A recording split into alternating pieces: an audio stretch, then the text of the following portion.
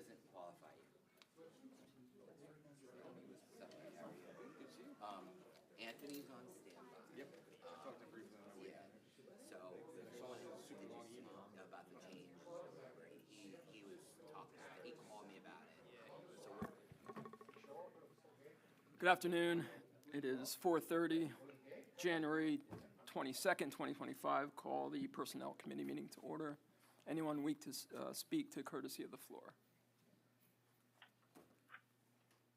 Seeing none, we will review the executive appointments, reappointments. First, we have the appointment of Jeff Warren, Bethlehem, PA, as Government Director of the Conservation District Board. Mr. Warren is being considered for a one-year term to begin January 24th, 2025, and to end December 31st, 2025. Do I have a motion to move through the agenda? I'll make the motion. You. Jeff, I'll make the motion. I'm here. Okay, thank you. Whatever you want, I'll That's- second it. I don't think that needs a second. There might be a delay. Okay. Next, we have the appointment of Kevin Lott, Hellertown, PA, to the Airport Authority. Mr. Lott is being considered for a 5-year term to begin January 24th, 2025, and to end December 31st, 2030. I'll make the motion. Thank you. Next, we have the reappointment of Jared Mast, Easton, PA, to the Lehigh Northampton Transportation Authority. Mr. Mast is being considered for a 5-year term to begin March 3rd, 2025, and to end March 2nd, 2030. I'll make the motion. I'll make the motion.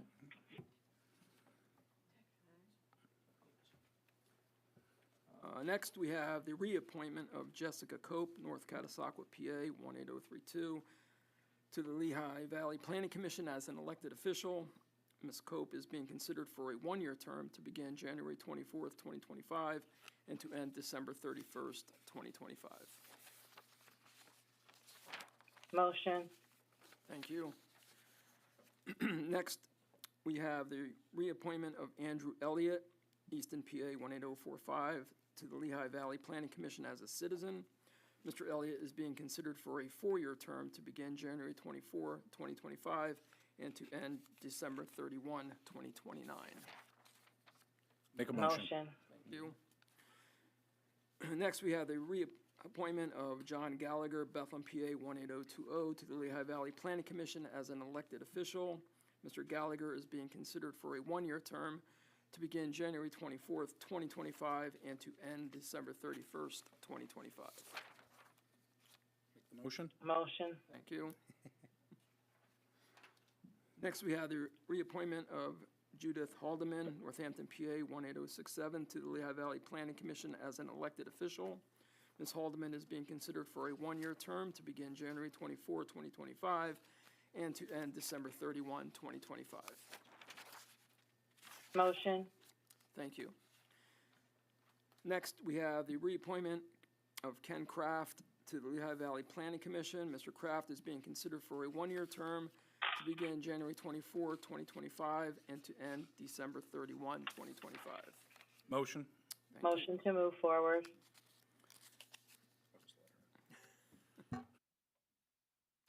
Next, we have the reappointment of Jean Versteeg of Bethlehem, PA, 18017, to the Lehigh Valley Planning Commission as an elected official.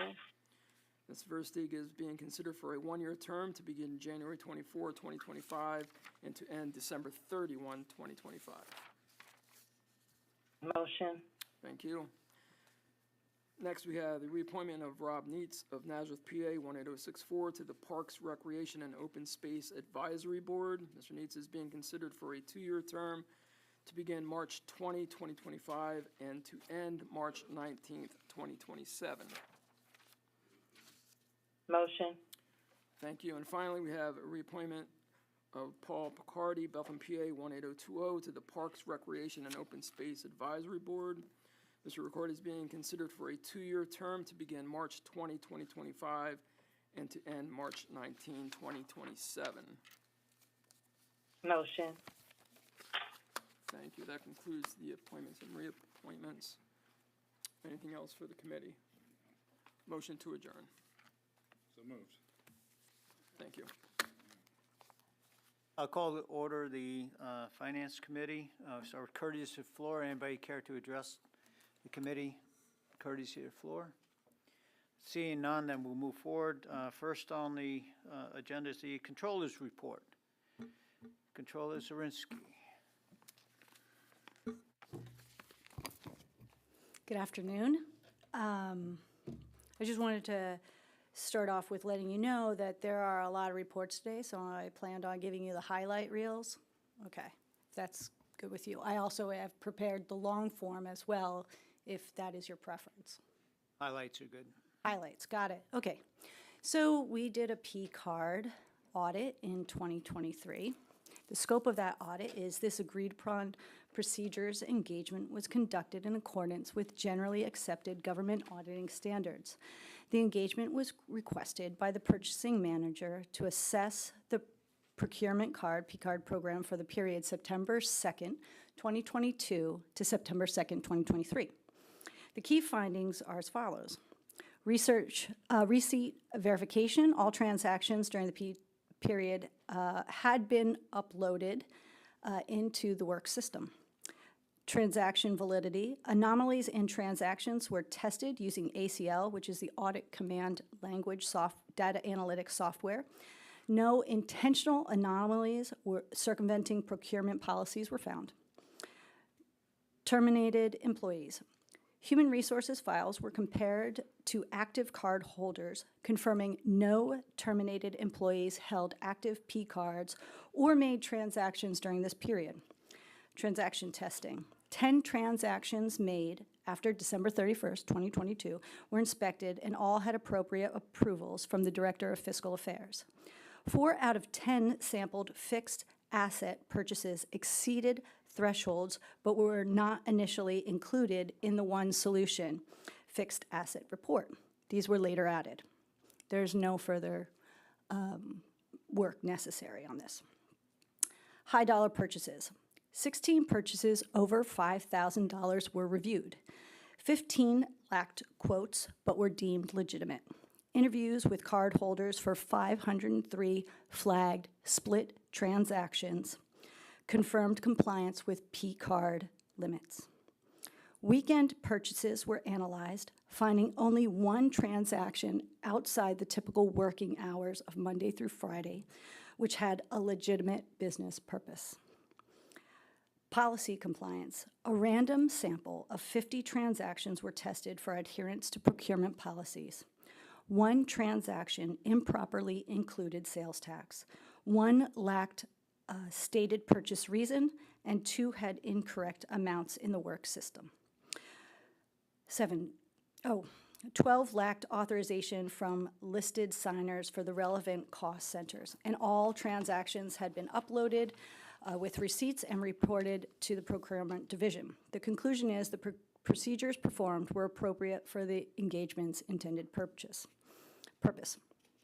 And this report was done by Amna Essen, our auditor too, and signed by myself.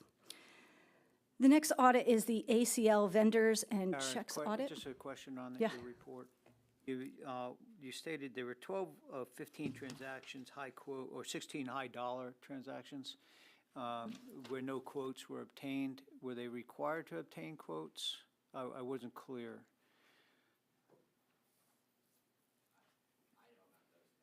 Yeah,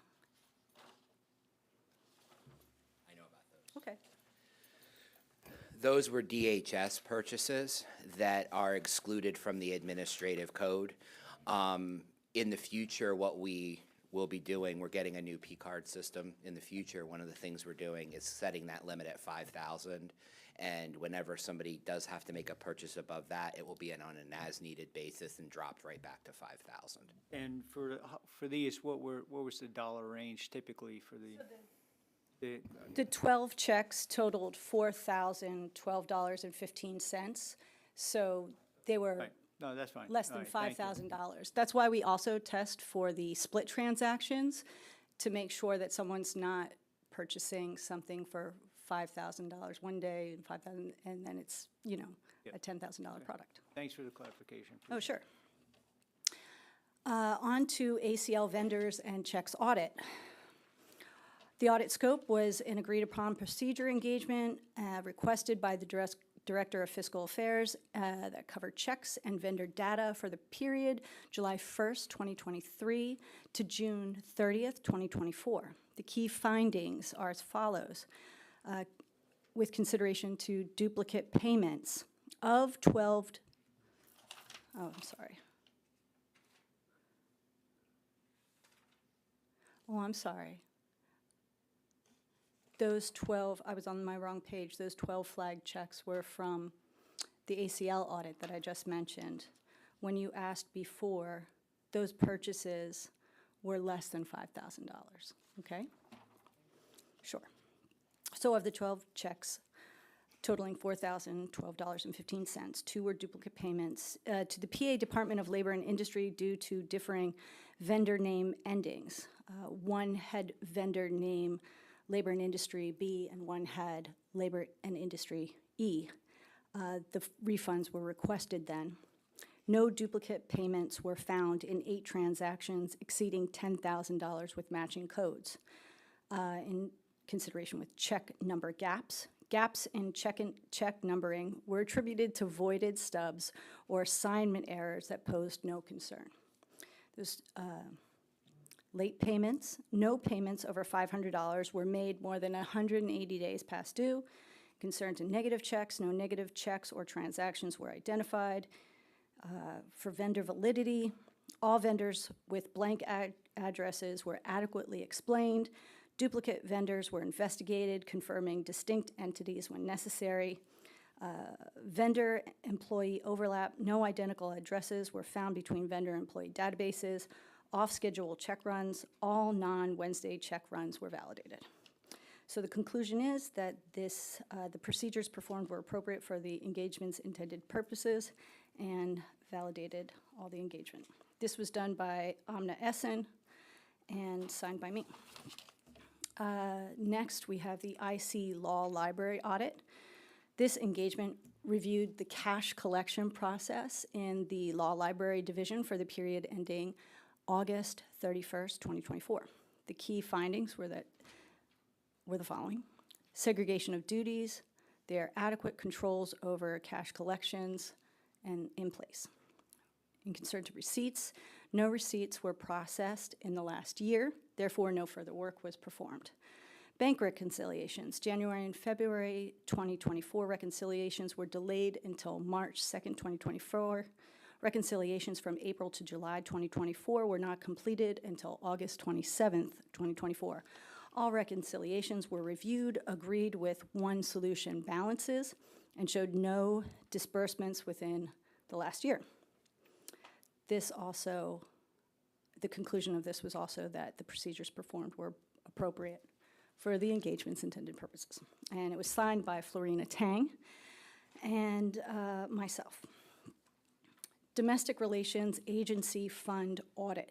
This audit assessed internal controls and compliance with policies, laws, and regulations for the period January 1, 2023 to December 1st, 2023. The key findings were as follows. In concern to internal controls over cash, receipts, and disbursements were functioning as intended. Segregation of duties. Financial analysts and support staff properly segregated duties and maintained documentation. Concerns to support payments. Payments were recorded in the PA Child Support Enforcement System, also called PACES. Deposits were made the following business day and swept daily for distribution. The conclusion is that no audit findings were noted, internal controls were effective, and there were no compliance issues. This audit was performed by our outgoing Auditor 2, Ali Kennett-Beckoff, and signed by myself. She was not around when we published it, and therefore did not have her signature on it.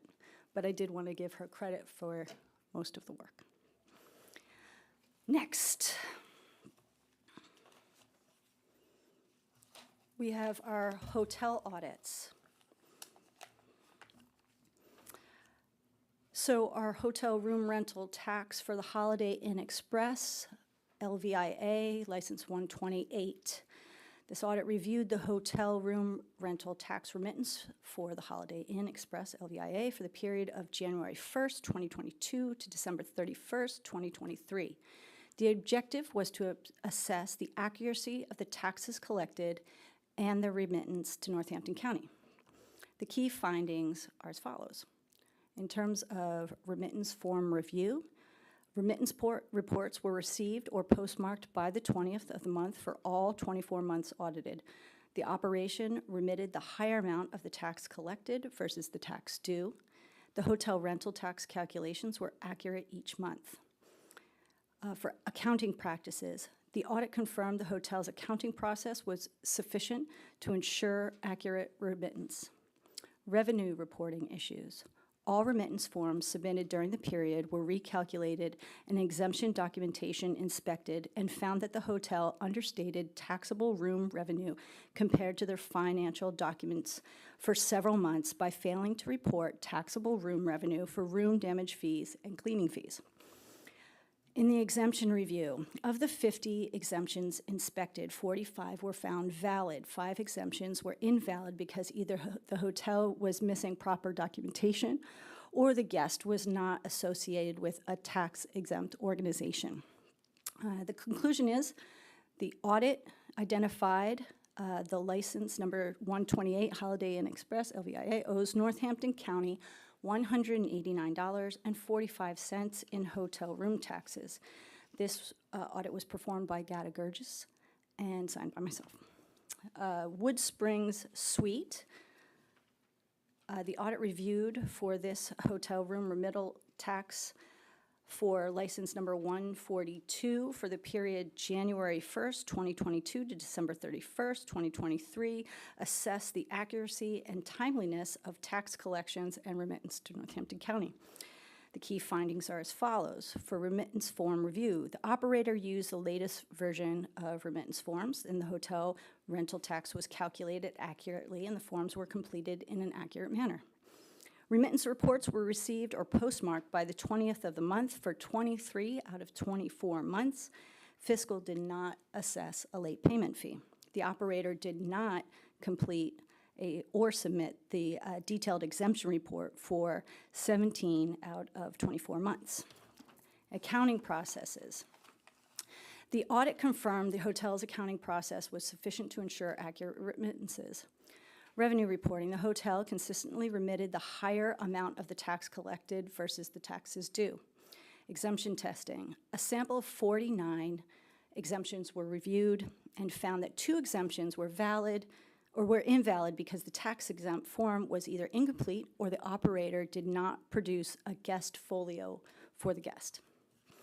We found that the operator does not appear to be refunding the tax collected for permanent residents after the first 30 days of occupancy. The operator has remitted the first month of taxes collected to the county. This was also included in our 2020-2021 audit report. Per Section D of the county rules and regulations, if a hotel operator collects tax in advance for a rental period during or at the expiration of which it is or becomes exempt for tax by reason of the lessee's becoming a permanent resident, the operator must refund the tax collected to the permanent residents and should not report or remit such erroneously collected tax to the County of Northampton Revenue Manager. So in our conclusion, we determined that license number 142, Wood Springs Suites Bethlehem Hotel, owes Northampton County $116.98 in hotel room rental tax. That was signed by Florina Tang and myself. The non-site visits licenses are as follows. Kirkridge Retreat Center, number 139, Hotel Hampton, 146, Chelsea Sun Inn, 143, Rustic Dreams, 150, Riverton Hotel, 145, Hanover Eatery, Nast Inc., number 151. The audit reviewed the hotel's in this category, which reported less than $8,000 annually in hotel tax for the period of January 1st, 2022 to December 31st, 2023, evaluating the accuracy and timeliness of tax collections and remittance to Northampton County within this 2-year period. The key findings are as follows: remittance form review and revenue reporting. The verification and exemption forms returned by the Kirk Ridge Retreat Center, number 139, and Rustic Dreams 150 agreed to the remittance forms submitted to the county. Revenue and taxes appeared to be reasonably stated on both. Revenue that the Chelsea Inn, number 143, reported and remitted to the county in 2022 and 2023 did not match their verification form. In 2022, the revenue per the verification form was $23,400 more than initially reported. Chelsea Sun did not report any revenue to the county in October and November of 2022. In 2023, the revenue per the verification form was $4,300 more than initially reported. In additional taxable revenue resulted in additional hotel tax of $1,108. On October 10th, 2024, revenue received a full payment for October and November 2022. The revenue that Hotel Hampton, number 146, reported and remitted to the county in 2023 agreed to their verification form, but not in 2022. In 2022, the revenue per the verification form was $200 more than initially reported. The taxable revenue resulted in additional hotel tax of $8. For the Riverton Hotel, 145, it is no longer in business, and its last remittance received was April 2023. The hotel did not submit a verification form for the remainder of the 2022 year that was sent in June of 2024. The Riverton Hotel submitted complete remittance and paid the hotel tax due for 11 months in 2022 and 4 months in 2023 before they permanently closed in 2023. The Riverton Hotel consistently has a minor taxable revenue because the amount of permanent exemptions claimed every month is almost identical to the amount of reported taxable revenue, which results in an immaterial amount of tax due to the county. Therefore, no further procedures should be conducted. For the Hanover Eatery, Nast, Inc., number 151, they did not submit remittances for November 2022 and July 2023. However, the revenue and tax that was reported and remitted in 2022 and 2023 appears to be reasonably stated. The Hanover Eatery consistently has zero taxable revenue because the amount of permanent exemptions claimed is almost identical to the amount of reported taxable revenue. Therefore, no further procedures should be conducted. Overall, non-site visits have some minor issues with revenue reporting, resulting in tax underpayment to the county of $1,116. This report was completed by Gadget Gurgis and signed by myself. The next hotel, the Comfort Suites, license 102, was reviewed for hotel room rental tax remittance form from the period January 1st, 2022 to December 31st, 2023, focusing on the accuracy and compliance of tax reporting and payments to Northampton County. The key findings were as follows.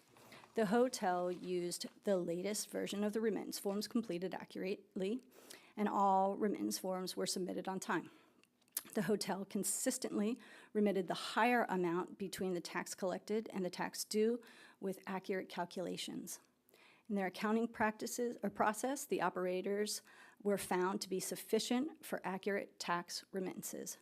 Revenue reporting, the operator paid the higher of the tax collected versus the tax due, and there are 50 exemptions that were inspected. All of them were found to be valid. The conclusion for the license 102 Comfort Suites Bethlehem Hotels owes Northampton County $8.90 in hotel room tax. That was from Florina Tang, and I signed that one. In the Magisterial District Court, 030303, Alicia R. Zito, Esquire. The scope of the audit is such that the audit focused on the statement of changes in assets and liabilities, cash basis for the Magisterial District Court named, for the fiscal years ending December 31st, 2021, and December 31st, 2022. The auditor concluded that the financial statements are accurately and fairly presented in all material respects, following the cash basis of accounting. The basis of the opinion is that all subsequent audits, as this one reported today, was conducted according to generally accepted auditing standards in the U.S. and government auditing standards for the Comptroller General. The auditors confirmed independence and sufficient audit evidence to support their opinion. The procedures were as such: risk assessment of misstatements, evaluation of internal controls without expressing an opinion on their effectiveness, examination of policies, estimates, and overall presentation, ensuring compliance with going concern standards. Conclusion was that the report confirms that the financial statements accurately reflect the cash basis transactions for 2020 and 2021, and the audit was conducted thoroughly and in compliance with required standards. This was signed by Amna Essen and myself. The Magisterial District Court, 03-0203, Judge Sandra L. McClure. The scope of the audit was to assess the statement of changes in assets and liabilities, cash basis, for the fiscal years ending December 31st, 2021 and December 31st, 2022. The auditor concluded that the financial statements are accurately and fairly presented in all material aspects following the cash basis of accounting. The audit, as all subsequent audits, was conducted according to the generally accepted auditing standards in the U.S. and the government auditing standards for the Comptroller General. The auditor confirmed independence and sufficient audit evidence to support the opinion. The procedures were the same: the risk assessment, the evaluation of internal controls, the examinations of policies, estimates, overall presentation, and ensuring compliance with going concern standards. The report confirms that the financial statement actually accurately reflects the cash basis transactions for 2021 and 2022, and the audit was conducted thoroughly and in compliance with regard to the standards. This was completed by Amna Essen and signed by myself. Any questions? Any questions from the committee? No? Thank you very much. Next, we have review and presentation regarding proposed bond ordinance.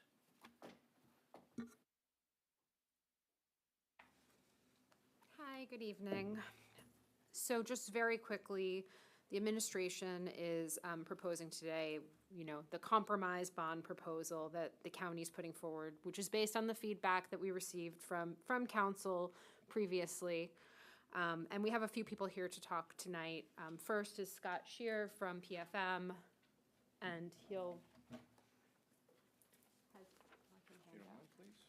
has a handout for everyone.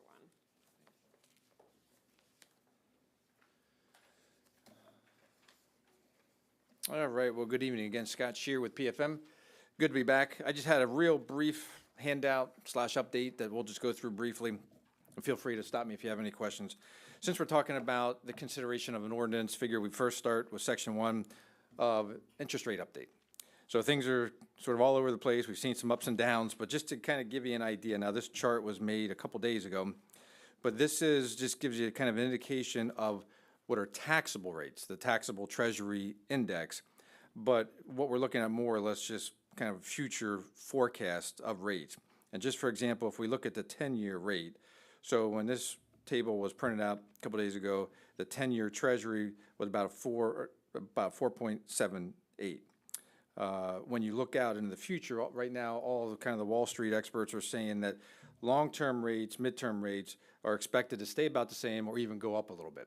So from the perspective of, is now a good time to borrow? Well, in hindsight, 4 or 5 years ago, it was probably the best time to borrow because that was when we hit the all-time lows, but we're not there anymore, and hindsight's always 20/20. But when we look at where rates are today, they're about at historical averages when you go back 30 or 40 years. So that's kind of like a big picture update. A lot of times we think of, well, if the Fed is reducing short-term interest rates, which they did a couple times last year in 2024, there's expectation that they may now only do it one time in 2025. So there were more expectations of rate cuts, but now that has been subdued a little bit. Will the Fed reducing short-term rates have an impact on the long-term rates, which is what we care about if you're going to actually move forward with the borrowing? And this illustration just shows that right now, again, everyone's expecting rates to stay about the same from a borrowing perspective. With the Fed maybe only cutting one time at all in 2025, that also kind of bodes well for the county because that will keep your investment rate at a higher level as well. So if you borrow, say you borrow at 3.5%, now with the Fed probably not decreasing much, that's going to keep your investment rate when you get those proceeds to invest it before you spend it. That's going to your investment rate will actually be higher than what you're borrowing at. Now there's limitations on how much you can keep with that, but overall that's a good environment where your investment rate is actually a little higher than your borrowing rate. So that's a quick market update. As far as the middle section here, the parameters ordinance, very similar to what you saw a few months back. The main change now is that the max amount is 35 million, same max rate, 5.5% or so. And that basically just gives us the flexibility to enter into the market. If you would move favorably and approve the ordinance at the respective time, we still need to do a fair amount of work, put the prospectus together, go to the rating agency.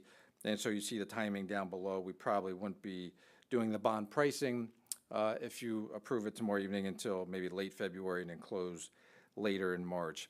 And the 35 million, kind of back up to the middle section, what that it's currently comprised of is basically about 29 million for various capital projects, the bulk of that being the parking, and then about 6 million there in 3B to purchase of the lease equipment that was taken out in 2021. So basically the 29 million as an estimate and the 6 million for the lease equipment gets us to roughly that $35 million number.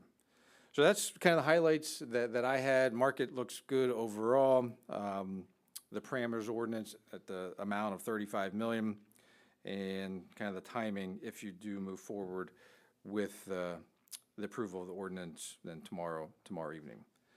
So happy to answer any questions, or if you want to wait till after the other presenters go, if that kind of sparks anything. Any questions for Scott? No? Okay. Thank you, Scott. All right, thank you.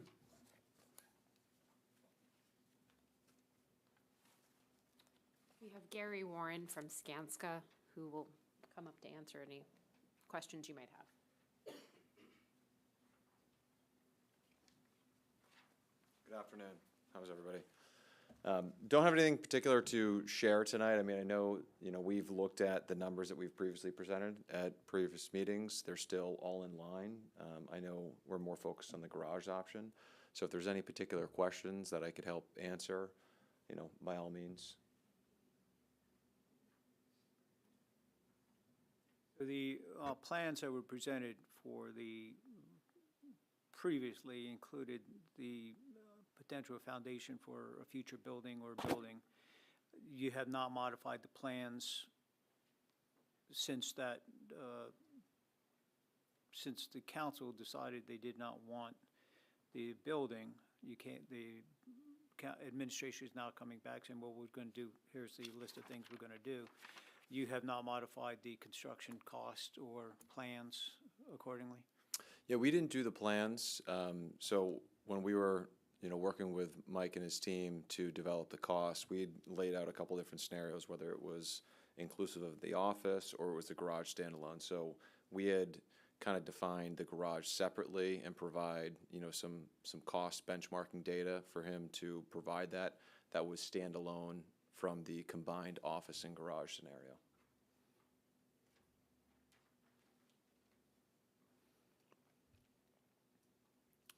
Anybody have any questions?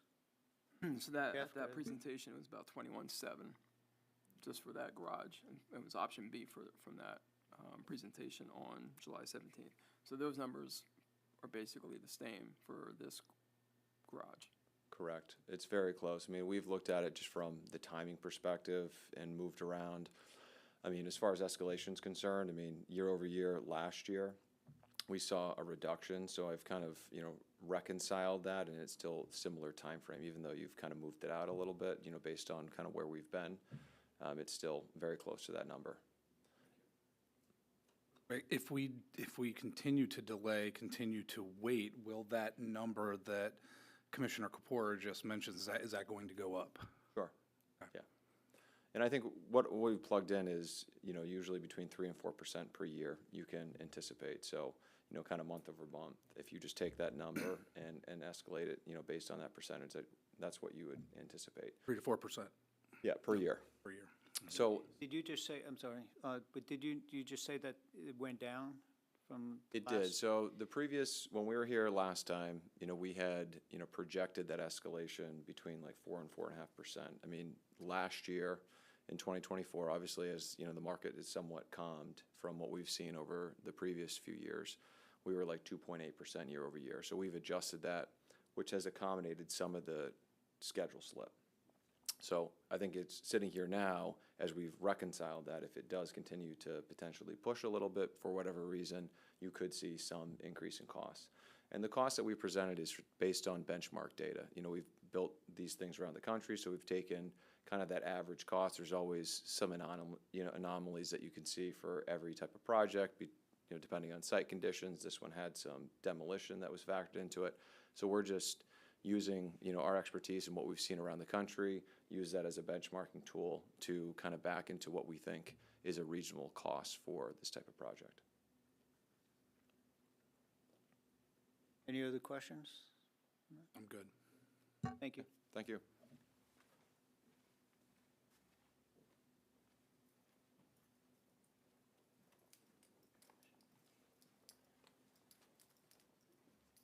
Good evening, Commissioners. I'll try to be able to work your slides at the same time and read mine, so. Basically, I have a brief presentation. I tried to scale it down. I know I kind of get technical on these. Just to kind of give you an overview of where we're looking at if the bond issue is issued, of how the 9/1 revenues would pay for our portion of the bond issue, and just a description of some of the equipment that's included at those sites. So let's, there we go. So basically, and these are brief slides, public safety communications vital to effective operations, emergency service, and safety in the community. I would liken it much like critical infrastructure projects like roads, bridges, and maintaining buildings. Upgrading public safety communication requires constant oversight, of course, funding of why we're here, and long-term planning. It's key to the county to ensure that these systems remain operational, secure, and adaptive for the future. We equate it to roads and bridges because when we talk about the technology for the P25 infrastructure, we can have all of the responder radios and all that, but if they don't have a mechanism or an infrastructure to communicate on it, those wouldn't work. So you can have all the cars you want. If you don't have the roads to drive on, then that car really just sits in the garage there. And we kind of wanted to explain that when we talk technology, it's technology within the industry. We're talking radio systems and transmitters, no different than TV's transmitters or WZZO or those radio stations. We're running that, but at a public safety level. So it is, when we talk that technology, it's changing that technology. It's not just servers and computers.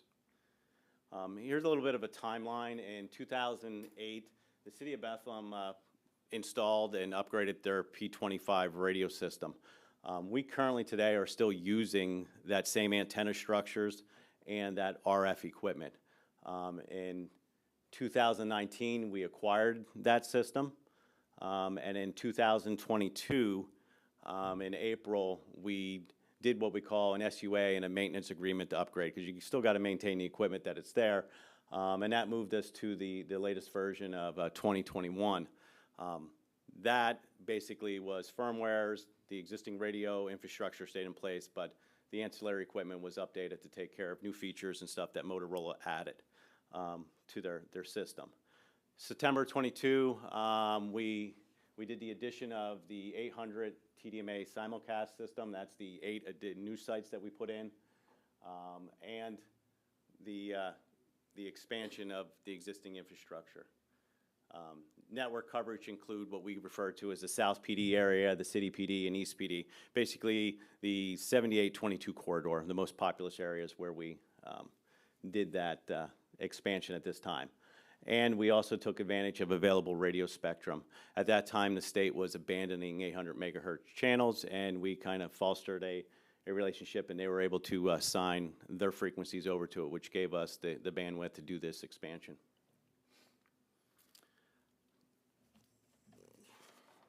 So with Northampton County 911, revenue comes from both the 911 funds and county general funds. As you know, we just passed that budget. The revenue used to fund 911, this includes doing personnel, equipment, and services. When we refer to the 911 revenue, 911 funds, that $1.95 a month on your cell phone, for those that still have a landline or your VoIP line, that's where that revenue comes from, and is collected by the Commonwealth. And it's distributed to the 911 centers throughout Pennsylvania through formula.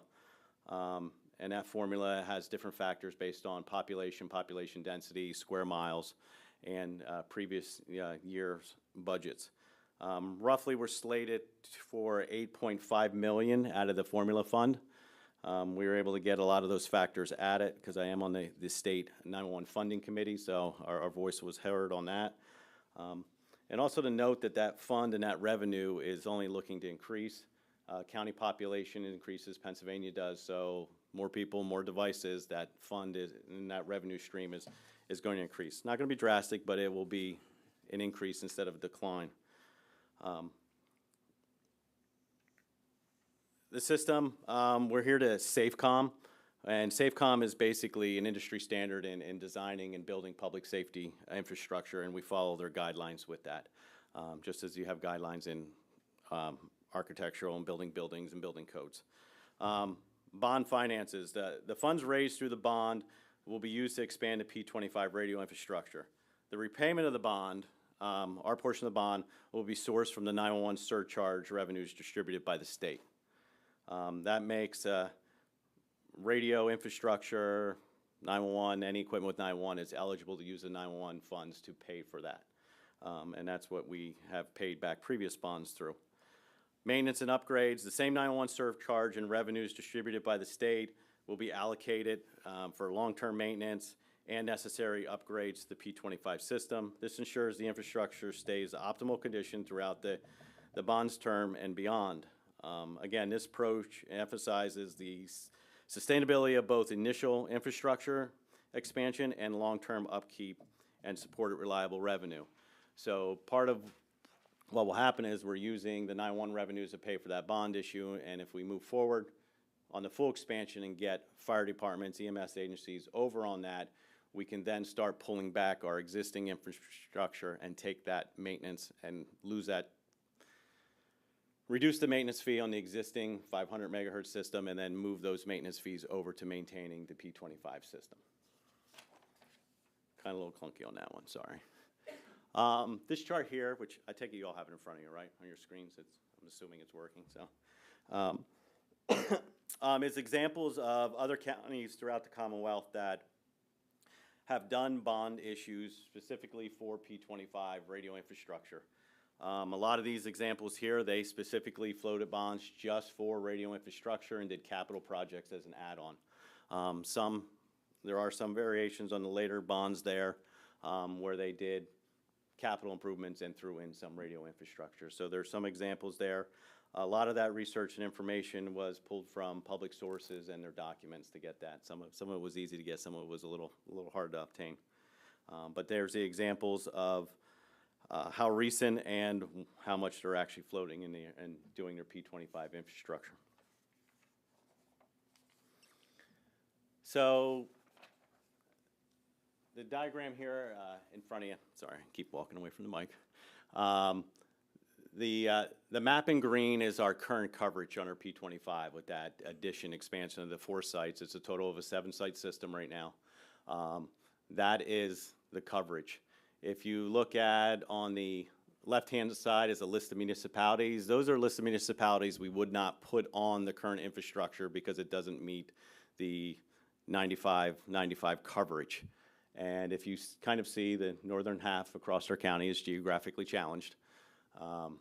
And you can probably name where there's some rivers, streams and creeks where you see some of those valleys are. On the right side is the blue map, and this is the Motorola Engineering came up with this. This is us having the entire 12 sites, which is the adding of the 5 sites for the infrastructure and the coverage. It's just their representation on the map. They run the study, and that's what we call our outbound. That's our transmitting out. That would be the end product. And if you see there's spillover into the other counties, as you can't really control where the RF waves are, but that's basically our coverage area that we're permitted by the FCC. How we got here, the old, we'll call it the old or the current radio infrastructure. It is 20-plus year in operation. It's hard to believe. There is a freeze by the FCC on the T-band operation, so we can't really expand any or move around any of our current 500 channels to different tower sites.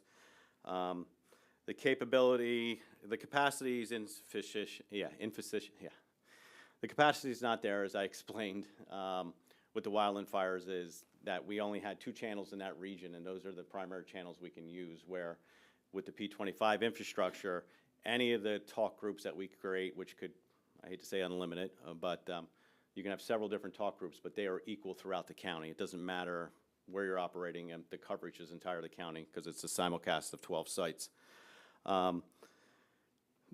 We talked about the mode of operation is antiquated because of the regional channels. For instance, we have what we call TAC 6, and that's at a Fox Gap above Upper Mount Bethel, and it basically operates that region. And we have a TAC 5 that's out in Cherryville, and it operates in the Lehigh Township and Moore Township.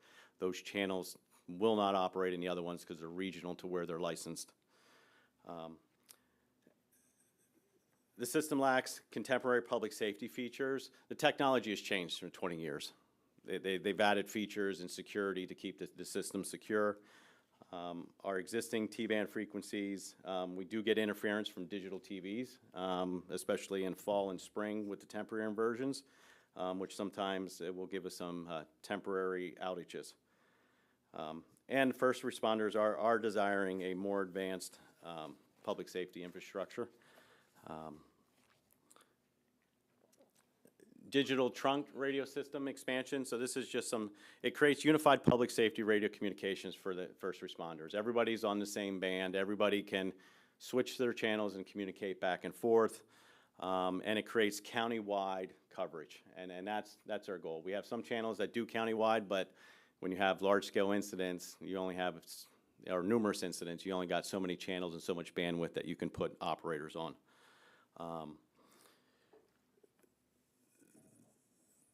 The standards, and it creates interoperability for two-way radios and systems. So even our expansion right now, as we're starting to work on the P25 system that we have, PSP is looking for ways to interface and interoperate with our responders out there. Other counties are looking at those standards, and they're getting radios that meet the P25 standards so they can work throughout the Commonwealth. Pennsylvania operates their system also on the P25 technology.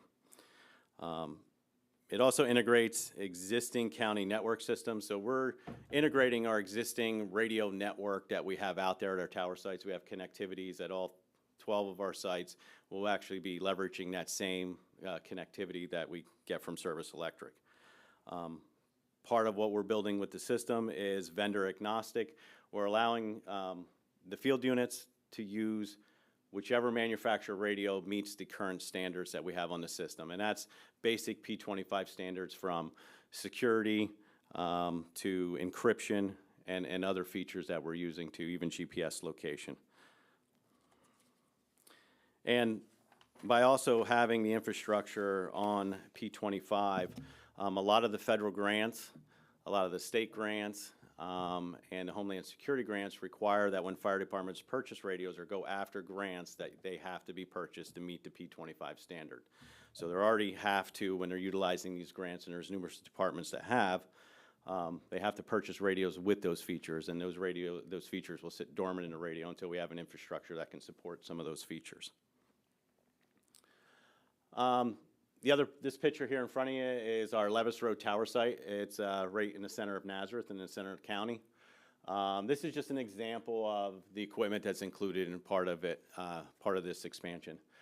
If you see, it has to deal with the antennas that get put on the tower, the amps, amplifiers.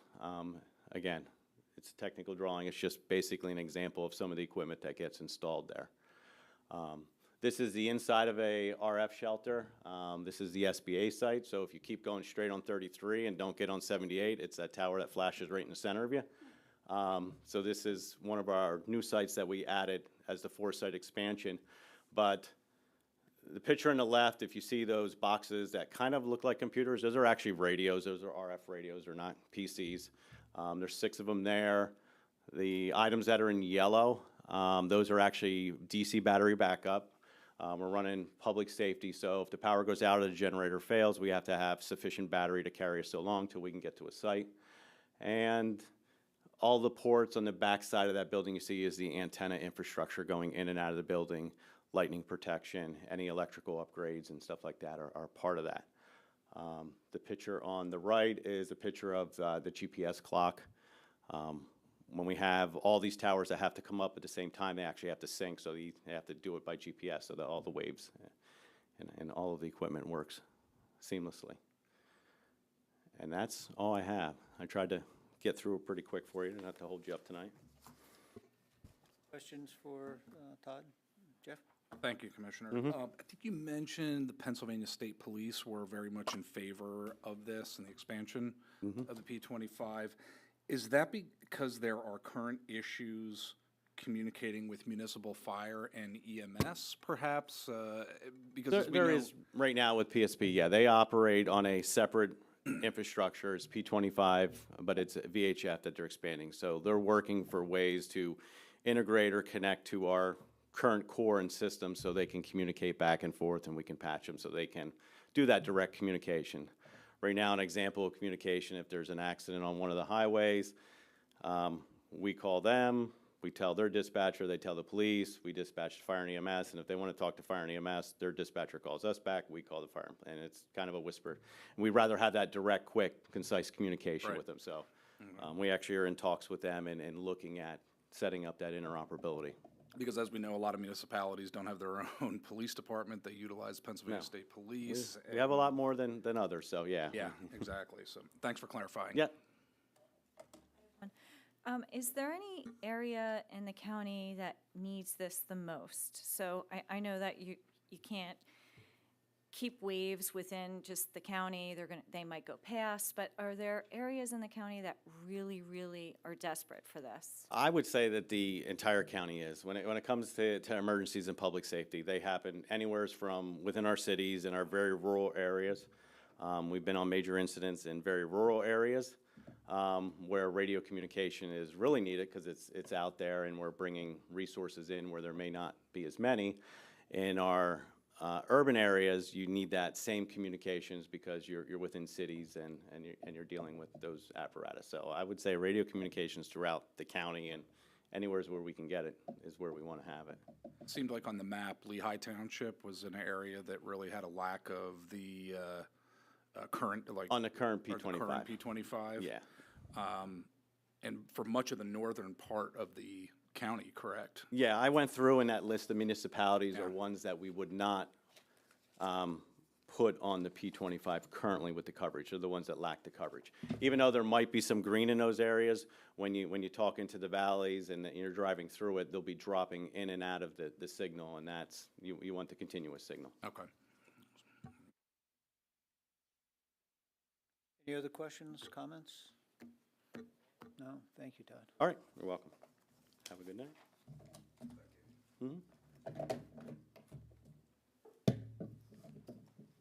Anything else to present on the bond issue at this point?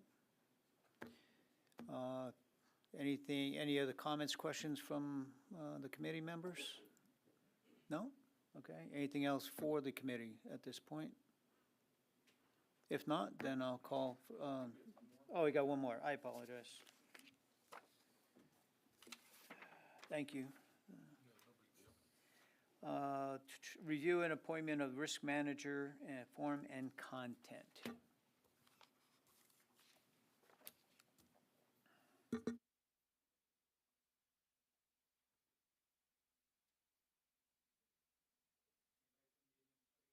To present on this?